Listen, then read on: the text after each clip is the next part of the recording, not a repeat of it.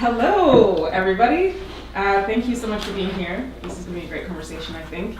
We are here, as you all know, International Women's Day. We're talking about equity, progress, change, identity. We're going to get into some things today. Firstly, I'd like to respectfully acknowledge that we are on Treaty 6 land here.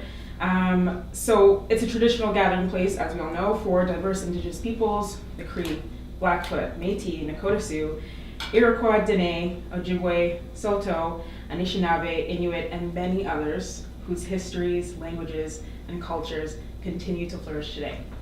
So, with that, I'll start with myself. I am your moderator and host, Karimah.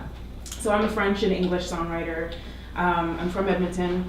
I've been making music for 14 years, I think, 15 years already. So right now I'm working on a new project. I'm collaborating with local musicians. I'm part of the Black Girl Magic Collective, the Honor Roll Collective, which is hip hop, R&B producers and stuff like that. Sometimes I collaborate with ASL interpreters for live shows. And in terms of what I'm interested in, I'm all about human rights, talking about issues, whether it's overt or subtle in my music. So with that, I'm happy to talk about Emily. Did you want to introduce yourself, or, I have all your bios here and I'm happy to read them all, but if you want to just talk about yourself, we can also do that. Well, you read my bio. I feel like probably should skip that. I can do it myself. Okay, great, okay. I'm Emily Bachinsky. I am a musician and sound engineer and music producer here in Edmonton. And I do a lot of things in the industry, from live sound at kind of every venue that you can think of, from Wonder Bar, rest in peace, to like Rogers Place. And then I'm also the head tech at the station. And I've got a home studio called Bitter North. And I play in 5 bands. Dang, that's great. Yeah. Okay, very cool. Mm-hmm. All right, Amanda, on to you. I am Amanda Gregoire. I've been in the industry doing mostly marketing and promotions for concerts and tours and festivals for the last 11 plus years. I worked for union events for 8 of those years before I've ventured off on my own now, and I do freelance concert production, touring, all of that stuff for my company called All Good Promotions. Mm-hmm. I'm also on the board for Alberta Music too. My name is Cassia. I'm a musician and songwriter in Edmonton. I've been playing around since like 2013. Apparently I'm also a panelist. Officially. I have an interest in breaking down barriers and teaching technical and practical music skills to queer and trans youth. In 2017, I was the artist in residence for Camp Firefly, and this summer I am going to be in a similar songwriting facilitating role for a workshop in Camp in Yellowknife. Fantastic. And my name is Rhea March, and I've been in the industry for as long as I can remember. First off as a musician, and then as an artist mentor, facilitating for the last decade, I guess. I've been providing artists to the Canmore and Edmonton folk music festivals for the School of Song stage for emerging artists, and the impetus there is to be able to provide coaching and information to artists that will help them further their careers, and in particular specializing in the area of live performance, understanding what it is to engage an audience and what you need to do, mic tech, how to sound check, and just all the little things that help a person be more professional. I also teach artist management for the music industry at MacEwan University, into my 5th year there, and am proud to serve as program administrator for the Sarah McLachlan School of Music here in Edmonton. Amazing. So, yeah. Awesome. So we have a broad panel here. So first question for everybody, and feel free to abstain from answering, because I've got a few questions and we might, have more questions than time allows. Let's talk about inequity, equity. How well understood do you think the idea of inequity is amongst, all populations, lay people in the industry? Anyone want to start? I think equity is the key word, because inequality, I think, is the more broader conception, and a lot of the work, I think, has been towards this idea of leveling the playing field, when really it should be giving support for people's unique needs. Exactly. And I think that's pretty lacking. There might be a broad acceptance that people that aren't men play music, but what needs to be done to empower that specifically, I think there's still a lot of work needs to be done, and I don't know that we have answers to some of those questions yet, but I think there are people out there working really hard. Yeah, and even just to add to that, I think there's to broad stroke the music industry as one thing is challenging too, because there's definitely different segments that have come a lot further, even in not-for-profit or whatever, they've definitely recognized that there's more separation, but I think there's still segments of the music industry that need to come further or need that support or that dialogue to kind of recognize that it still exists in further dark holes perhaps, but Could you expand on that? What areas of the music industry? Yeah, I'd say even in in some of in music, in concert promotion, or even in my world, it's very different than the not-for-profit world. There's definitely still challenges, and for me, I think if there's even, it's perspective, right? So if someone's perspective is we're having the conversation, things are getting better, but I think if there's still people who are feeling objectified or feeling like they're not getting heard or feeling like they're being excluded because of any sort of difference, then that still needs to be a conversation had. And there's different venue managers or whatever, there's different lifestyles that kind of go along with different segments of the music industry too, certain expectations, so. Emily, anything to add? I feel like right now in the music industry, it still feels like people are getting tossed a bone. It's look at this night of music where there's women playing music, or people of color playing music, or queer people playing music, and it will always feel like an imbalance until it's just people are playing music, and it doesn't have to be a theme night. It's just play music and look at this community that's flourishing, because there is a balance there. Yeah. I think, speaking as somebody who I generally book my own shows, and I want to pay attention to what I'm putting on stage and what the night's about, I think you can generally tell when something is kind of rooted in tokenism versus it's coming from friendship and community, and people are just booking it for themselves. Yeah. I mean, I've been asked to play so many shows based on the genders of the people in my band, or it feels like I'm being booked as an item as opposed to respect for the music, and that is always really annoying. Absolutely. Running off that topic now, in terms of recognition in the industry, awards, I recently was watching the Oscars, I think, and someone brought up gender in the categories. So do we have any opinions about that?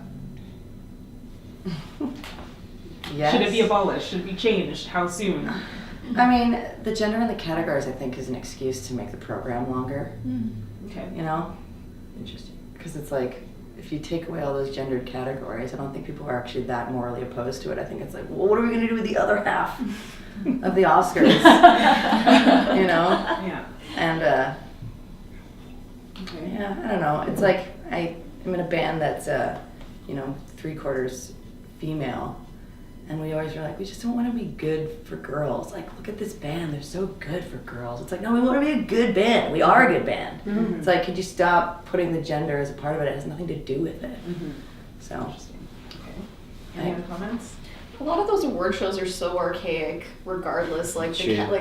the way that they're run is just there's so much sponsorship money behind it, and there's so many players that it's trying to move super slowly, but I think it's recognized, and it feels a bit token when they're look at how diverse we are, and look at all the changes we've made.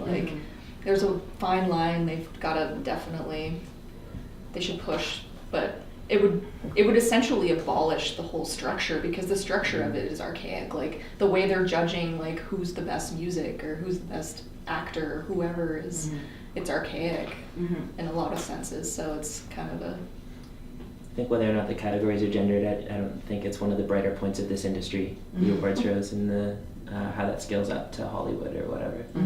Interesting. So then, you know, in the music industry, we have things like the Junos, the Grammys, these big events that people watch. I personally see local communities, grassroots communities, looking to those organizations and creating models based on that. So in your opinion, would you like to see people maybe starting from scratch when they start to build their models then? Yeah. Is that what I'm hearing? Yeah, that'd be great. Yeah, instead of looking Something to an like- establishment to just perpetuate the same thing. Well, just something that isn't competition based. Yeah, Largely, exactly. yeah. I kind of hate award shows because it Mhm. just promotes like it's sort of like underground cattiness to the music industry, where it's like, oh, you know, everyone's kind of like striving for an award. I think recognition is super important, but I don't think like a competitive award system is like the best way to get that point across. it's so subjective too, like Yeah. what someone could think is this is the greatest. And Other it people could- be like, this is shit. yeah, like it's so subjective, so it's still hard to quantify like who should win, or you know, there's obviously judging panels and those are respected, and there should definitely be accolades for work done or whatever, but Which genres are even part of the conversation too, like Yeah. experimental or ambient music genres are never talked about really on that sort of scale. Mhm. But it's not progress necessarily for those to be included in this competition. yeah, and it doesn't mean that those still don't deserve to have like recognition or you know, in different aspects. So Even like applying for a grant is like, if you're an experimental band, it's like, how? I can't imagine. I can't imagine. Like the people on the juries for that are probably totally out to lunch when it comes to that music. It's like, are they going to give it to the person who sounds like Taylor Swift, or are they going to give it to the music they don't understand whatsoever? Well, for me, with the categories, what about gender neutral? Where do those artists go? And I think that there needs to be a real look at that, because if we're going to be illuminating, you know, the best of the best, or the people who have a voice in the male and the female categories, then it's time for a gender neutral category, so that we can rally around that and it's not an anomaly, it's more of the norm. Yeah, great. Well said. Yeah. So what I'm hearing, I mean, I'm basically extrapolating this idea of the award show structure, applying that to the way that festivals are booked, or, you know, like you're talking about special events or festivals. You know, you're being picked out because of your identity, your gender identity.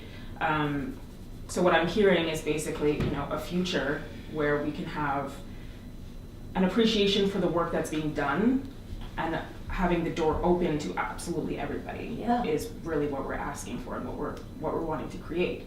So on that subject, could we talk a little bit about all the initiatives that maybe some of you are doing just in town or abroad, or connections are making to make change, or, you know, things that you've tried to do to affect the change that you want to see? I mean, from a musical standpoint, try not to play any all-white dude shows, you know? Like, it just gets exhausting. And, like, just showing up for other people's gigs as well. And I think the way that you can talk about other people's music just on, like, a street level, it's not like, oh, did you hear that band? Like, you don't have to bring gender into it or anything that's not music related into the conversation, just on the ground level. I think it's like you can initiate change in really small ways where you just act that change. And like, I don't have a big hand, like I don't have a force to do something on a grand scale, so it's kind of all I can do is to show my support for other people in that way, and, you know, kind of talk about the ways that I think the music industry should change, you know? I see some wheels turning over here. What do you have to say? Well, you know, like that's such a great question, and I'm thinking of how like the work that I've done has supported the overall movement, but for me it's like pushing the envelope in my own career. Like I've consistently been the sole female sitting at the table with like 6 other dudes, you know, like I've constantly been the like one female at the conference who's like, I'm coming for beers too after, like we're all gonna go and I'm the only girl. So like it's pushing the envelope in that sense, where it's like for my career I'm like I'm not gonna take that as a like, because because it's like awkward and it's like a bro hang, or sort of like I've just like always worked for men. I've always worked for, it's just always been part of my career, so it's just pushing that envelope and being like what are those interactions really like for you? I mean, do you feel a sense of tension when you're, clearly the different one in the group? Yeah, I mean, it's been interesting. I think it's gotten easier. When I first started, it was tough. Like, there were agents that wouldn't respond to me. Like, I would send an email and they would respond to my colleague and directly just avoid me. And it could have been because I was new, and like there's obviously different aspects to that too, but I just like, I was like, I will be heard. I will continue to like force the conversation. And at first it was tense. Like I could tell it was like, I felt like I was in a bit of a situation where it was like, it was I felt a bit out of the group or out of whatever situations, but I think as you get more comfortable and you, like you said, just elbows up and like, I'm like, I'm here, so we're having beers, we're hanging out, we're doing it, so. Any other comments?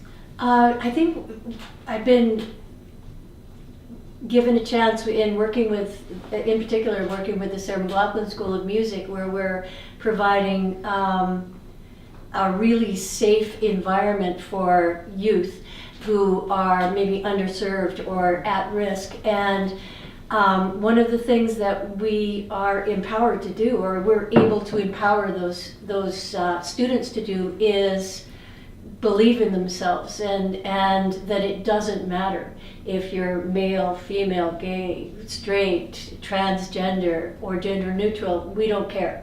We're creating a safe environment, and where everyone is equal. And what I'm finding from that model is that the students themselves are super supportive of each other. And I think more and more, we can recognize, like, as us elders, I like to be an elderly, but I never want to be elderly. I don't mind being an elder though. So as an elder, we can recognize where change needs to happen. But I think, in particular in the work that you're doing too with the youth, and it's empowering the youth to understand that equality is just a mainstream. It's not the anomaly. And so if we can get to our youth and have them begin to embrace that and leave, whatever their parents have instilled in them, racist wise or otherwise, then we're making some headway, because I really do think that the future belongs to our young people. So it's the onus is on us to be able to reach them somehow, and open their eyes, give them perspective. And I think schools with things like gender neutral bathrooms, that's great. That's a step in that direction, and it becomes more the norm then,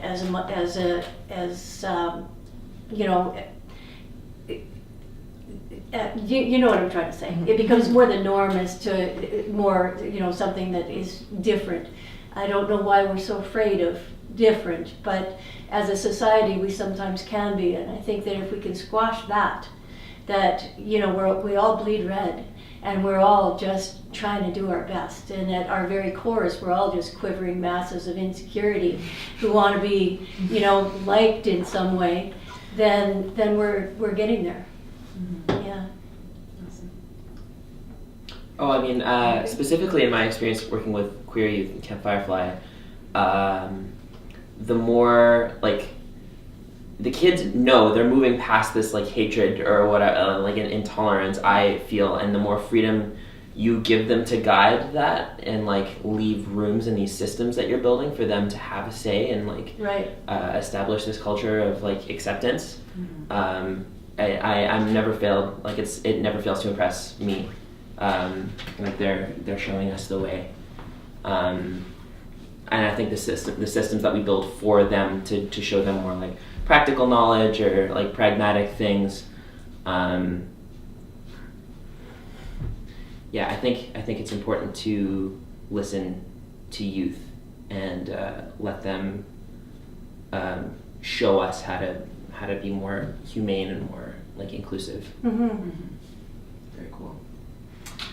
So everything that was just said gave me a lot to think about, and what's on my mind now is this maybe like a catch-22 that we're in, where if you don't acknowledge differences, we're talking about women today, but of course any difference is a difference. and this idea of banding together people who have a certain set of particular differences from the bigger group, this idea of banding together, creating an initiative, say like an all women production company or an all women bands, all women festivals, it counters to this idea that you have, which is, that shouldn't really be part of the conversation at all. But if we don't put attention on it, the easiest thing to do is just default to the old structure.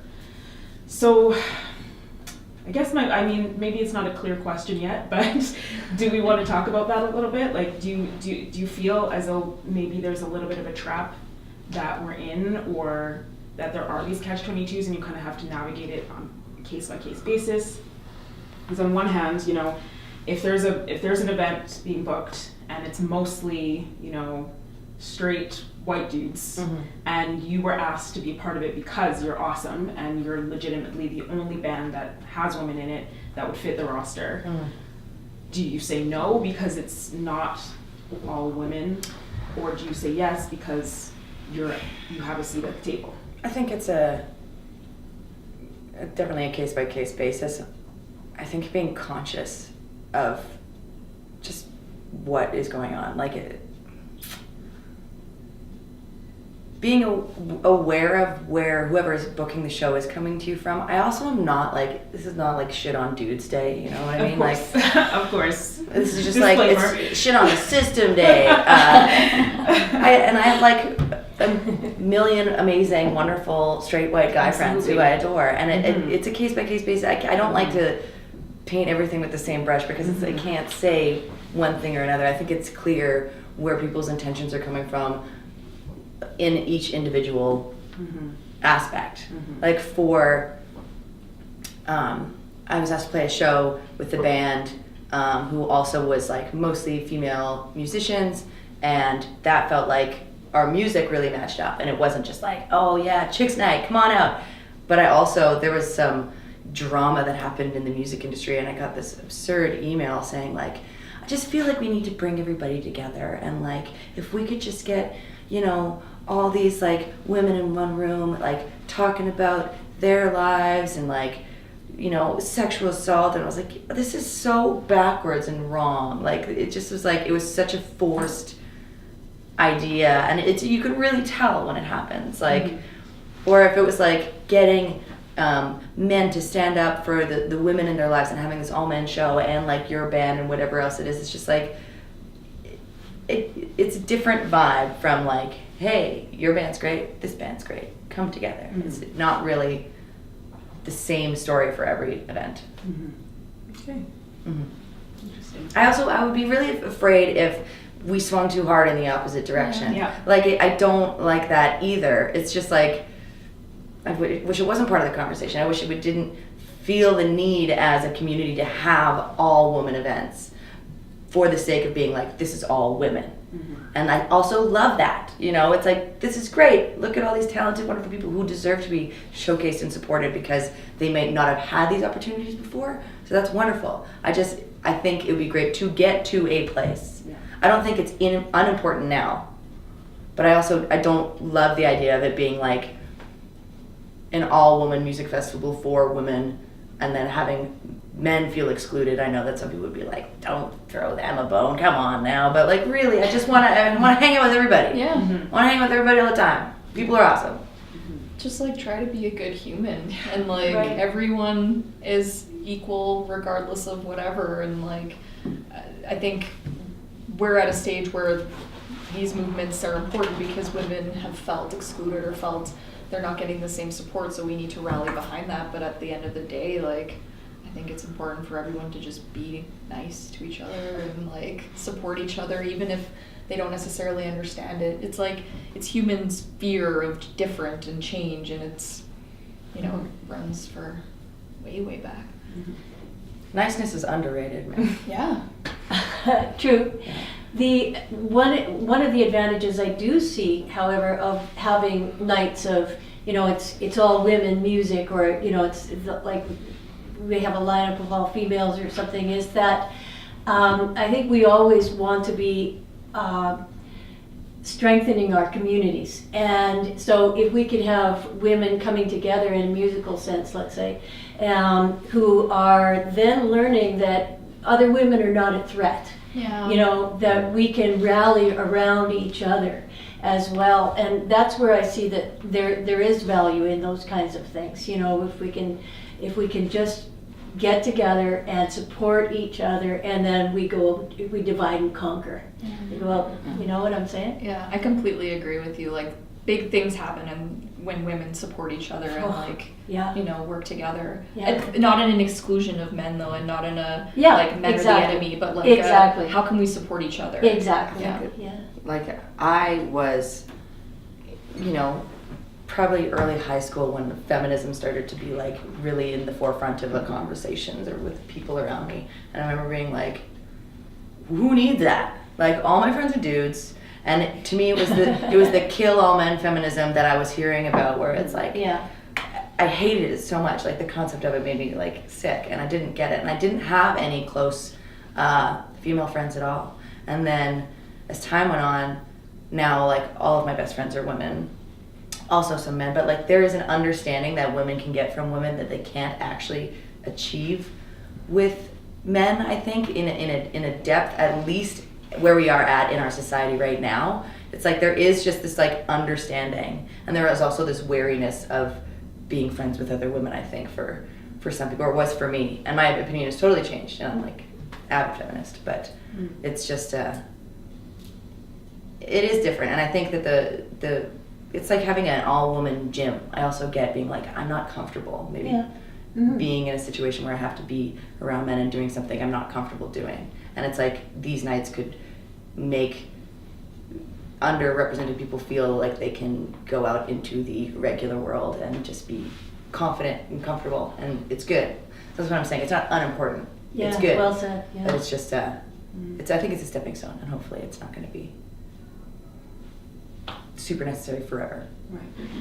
On that topic, now that makes me think about safety in the industry, obviously, or just safety in general, of course, but in particular, you know, in the music industry, live events, all of that, we have safety issues, and you know, that's been kind of a polarizing conversation, I find. Obviously, everyone wants safety for all, but when it comes to following through, what do you think people can actually do to keep everyone safe and to continuously like work on it? Because it just seems like this issue keeps coming up, and I don't know. It's hard for me. It's hard to tell if it's a problem of ignorance, if it's a problem of maliciousness, if it's, you know, what is it? So, do you have any comments on that? I think part of it has been tradition. You know, it makes me sad that women who are working in the bar and restaurant and entertainment industry are often objectified and, you know, just not taken seriously. And we see it time and time again. You know, slap on the butt, or, you know, like, and I think that is changing slowly, but a little too slowly, actually. That's a norm that I believe needs to absolutely just turn around, and I think it starts from the top down inside inside the venues, so that there has to be a zero tolerance for for women who are working inside those venues and for women who are frequenting those venues and women who are performing in those venues. That we need the support of every member of that establishment to all be on the same page. And maybe that starts with having an agreement, having a, something written out, having a forward-thinking owner or manager who absolutely does not tolerate that behavior and takes action to put that into effect. And I think that it has slid for so long that now we're starting to crawl our way back. And I'm seeing it with some of the venues, with the venue that you're at, with Station on Jasper, who have been, they inherited a mess and have been through hell and back, but they have remained strong and are starting to be a front runner for safety in the industry. They absolutely will not tolerate that kind of abuse. What are your thoughts there, you guys? Oh, so many thoughts. I'll start by addressing the question, which is, I think the number one thing that we can do is just like educate. I think rarely, very rarely, is sexual assault or harassment or anything malicious. I don't think it's actually a case of people being like, I am going to hurt this person. Not saying that it's not deeply ingrained in our society to exhibit power over somebody or objectify somebody. I just think that people were taught wrong, so wrong. And education, it's not just courses, it's just educating your friends and talking about it in your community. And if you're seeing something happening, open your mouth. I think for a lot of women, it's really difficult if you are in an uncomfortable situation at a bar. There's this sort of ingrained thing within, I don't want to speak for all women, but like in myself, I know it existed for age where you don't want to say anything like against somebody's advances because you don't want them to not like you, but like also you don't want to deal with, being called a name or having them blow up in your face. There is like the safety fear, and I think the safety mechanism a lot of people have adopted is to just like placate. Yeah. Which I've done on a million occasions because it's just easier. So many women, it's like, I've left a bar with friends and been like, oh, that dude was awful or so brutal. And they're like, why didn't you say something? It's like, because it was so much easier for me. It wasn't for them that I wasn't screaming in their face. It's so much easier for me to be like, thanks, and then my night can continue without having an ordeal. But I also have taken it to the other extreme, especially when I'm working. I just open my mouth and I'm like, it's inappropriate. You don't have to be rude, but it's like, no, thank you. I read an article once that said, if somebody's giving advances towards you that are unwelcome, a lot of women will say like, oh, I have a boyfriend or I have a partner or whatever else it is. But I think that it's hiding behind a man still who may or may not exist.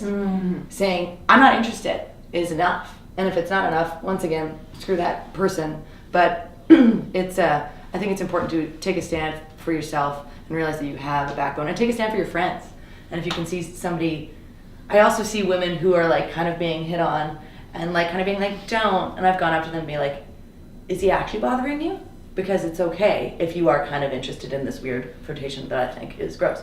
But if this is for you, that is totally fine. I have like no judgment. But if he's actually bugging you, I'll do something about it. And you don't have to like go up to the, aggressor's face without the consent of the person, because they might just be like, I had it under control, or like, I actually was having a nice time with this somehow, and that's fine. No judgment. Right. Any other comments, please? Yeah, I think specifically speaking in the music industry about safety, like you were talking about. First of all, I want to give props to Brittany Rudick at SFON for being a shining star in our local music scene and leading the way for Safer Spaces guidelines. I currently don't think there is any medium plus sized venue in Edmonton that is truly meeting her standard.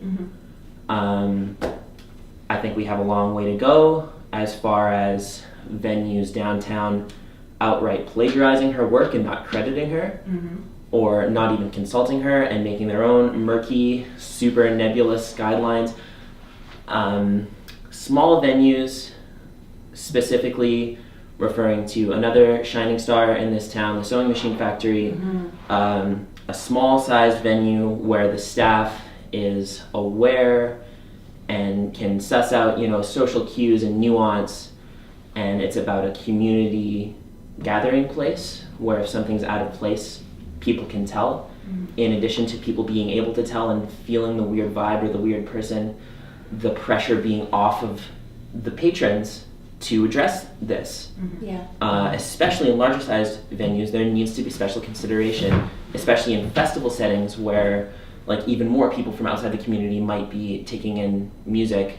There needs to be a larger complement of trained staff or volunteers to address these things. I think working in the industry that I do, I serve a couple days a week in addition to playing music. It's up to your social cues beyond whatever pro serve or protect lip service is being paid. That's a skill. That's a job skill that you need to keep sharp and will follow you throughout your career. Widening that to being a human, going to public places, you need to develop this social awareness and thoughtfulness that I have found in my experience largely with women and non-binary folks, just a spatial awareness that might necessarily come from trauma, like upbringing. There are many positive ways that represents itself, just being thoughtful and having empathy towards other people, but professionally, how that can inform your safer space policy and how that can inform the staff de-escalating, diffusing situations, or making patrons leave if they're not meeting this standard. I think there's a ton of work to do right now, and I can't point beyond 100-person, grassroots, barely making rent every month space. I can't point to any larger room in, I'll say, Alberta that's meeting this standard. Yeah.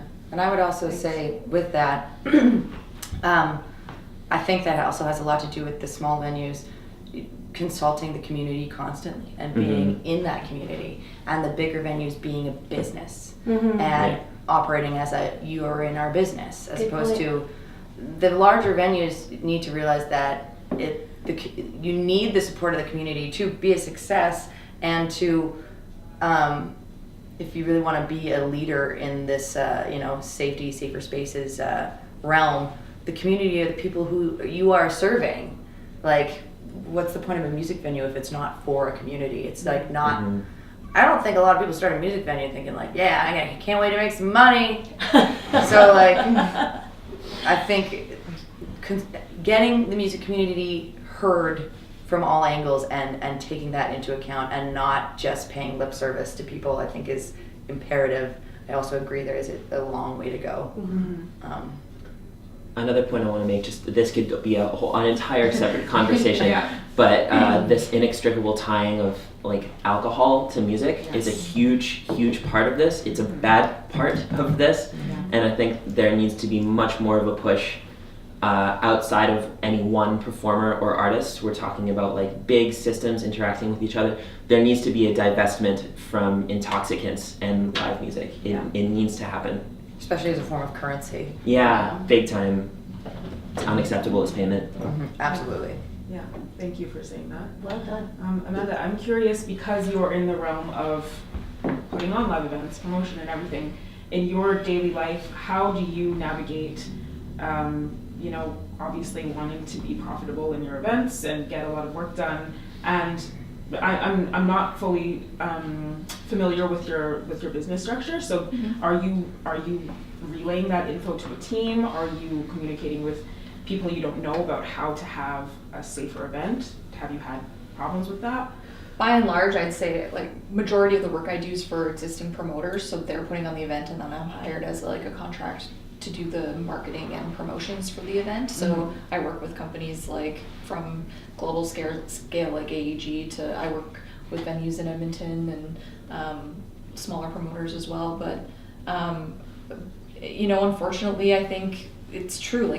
the groups that are already having these discussions are the ones that already get it, and the ones that aren't are just like oblivious to it and just keep motoring, and like, you know, they're so typically so busy that they just, it's not a thought, like they're just trying to keep up with the thousands of emails they get a day. And again, it's not an excuse, it's not, it still needs to be a conversation, but I think the important piece is trying to reach those groups and those larger companies that aren't already the converted, you know what I mean? Like aren't already the ones that are reaching the communities and doing that research and figuring out how they can do better. It's the, you know, like, yeah, it's tough. Like I haven't been part of many conversations like that, and it's still like I see the festival stuff coming up and it's like, how do we get more girls on the bill? And it's like I feel like there's just like a lack of listening. Like half of a conversation is listen. It's not just like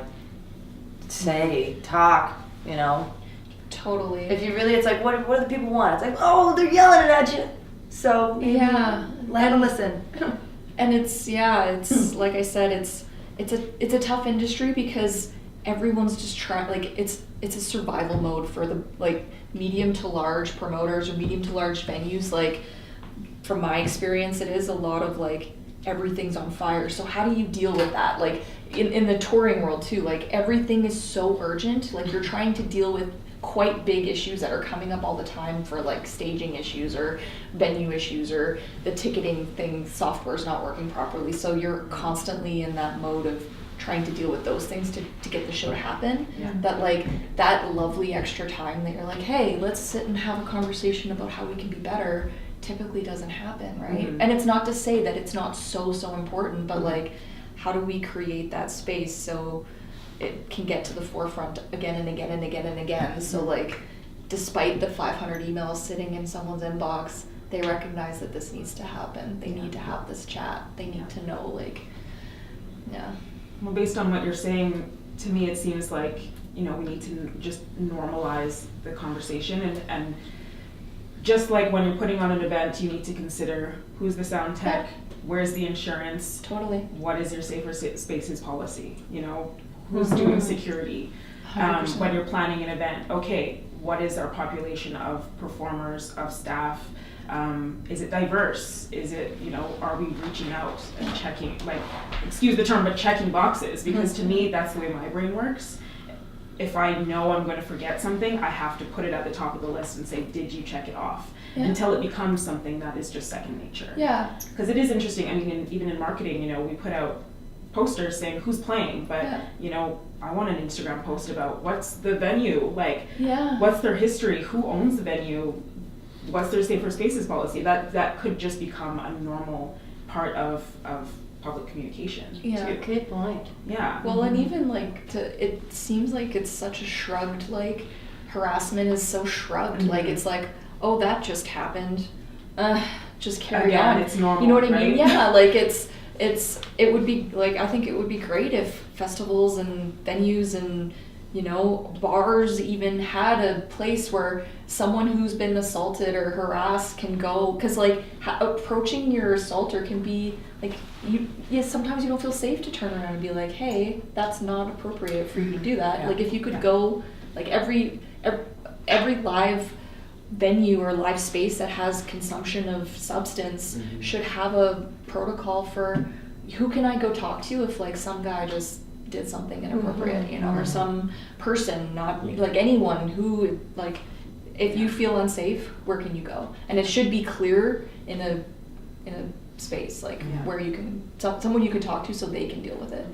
Theoretically, it is, as somebody who in the last couple of years did a pro serve or like re-up their pro serve, and so many of the solutions are just like instantly call the cops or like instantly approach the bouncer and like, you know, taking it out of your hands. I think there needs to be a little more training for sensitivities and just dealing with people to the extent that you can teach that. In my experience, like I wouldn't know how to teach people to have empathy or just basic like conflict de-escalation skills. It's out there. There are people that do it, but I think that needs to be a part of that conversation for sure. Well, and as someone in the industry, like that's readily available information to you, but for the general public, are they aware? Like, does the general public know like where they can turn? Like, is the protocol to go to the bouncer, is the protocol to go, I need to call 911, like, Yeah, true. you know, like, And in the case where you don't necessarily know, I mean, I remember being in a crowded bar and someone like reaching up into my ass, essentially, and like hardest grab I've ever experienced, totally memorable. I had no idea who it was. yeah. No clue, because it's, you know, there are hundreds of people around me. And that's, excuse the graphicness, but that's a situation, right? And that is like, that's an example of something that is like, you literally can't do anything. And that powerlessness is like, okay, you actually have to accept that. And some things you just can't actually change in the moment. And it goes back to that, you know, societal change that we need of, it is not okay to touch a person at all without their permission. Their hair, their shoulder, their butt, anything. And it, you know, it just needs to become a normal thing that we continue to talk about this. So in my head, and I'd be interested in your thoughts on this, but in my head, I'm seeing like, we go to YEG Live to see what's coming up. And what if in the corner there was, you know, this like some kind of symbol for a safe space establishment, meaning that establishment has a protocol like Brittany has worked so incredibly hard on, that they all know, they're educated, and that it is a zero tolerance place. This is a safe space. That kind of thing I think might help, because those who are not taking that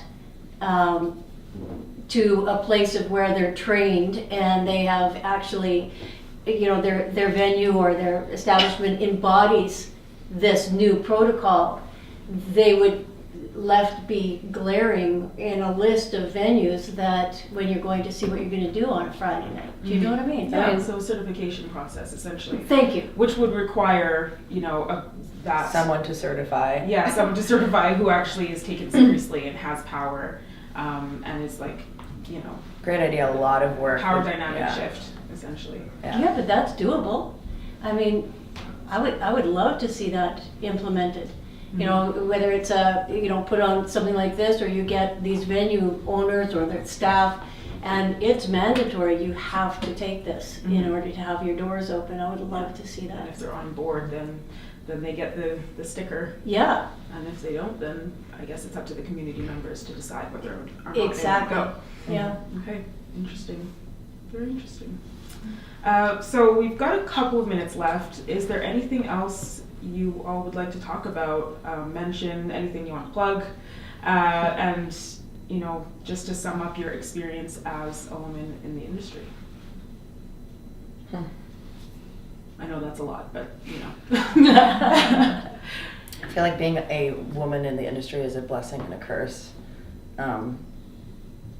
in which pretty much hated on site at every job I've ever arrived to. Wow.